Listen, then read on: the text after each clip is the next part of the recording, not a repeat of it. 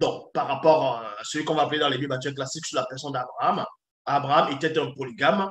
Est-ce à dire que Yahvé Adonai Jéhovah Elohim l'Éternel, le faux Dieu d'Israël, avait approuvé la polygamie d'Abraham ou la polygamie de David, ainsi de suite.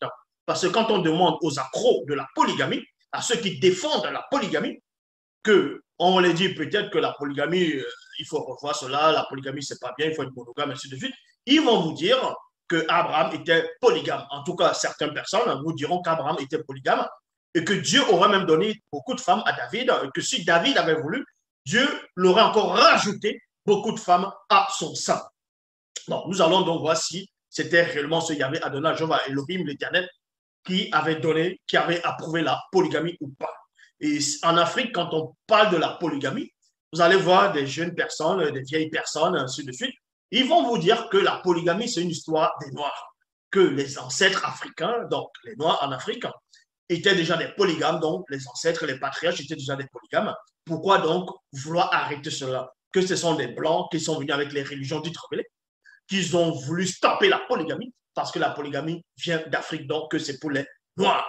Nous allons donc vérifier avec les versions, c'est-à-dire avec la version originelle, authentique, donc Bible, Calatan, Ballet.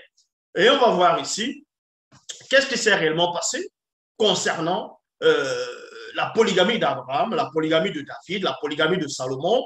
Il y en a tellement beaucoup de patriarches dans les Bibles classiques qui avaient beaucoup de femmes et certains, pour accepter cette notion, vous diront, on va vous donner des versets, comme je dis, où Dieu, Yahvé Adonai, Jéhovah Elohim, va envoyer un prophète pour aller parler à David, parce que David avait couché, avait, on va dire, séduit la femme d'Uri, il a couché la future mère de Salomon, donc a couché avec cette femme, donc c'était un cas d'adultère.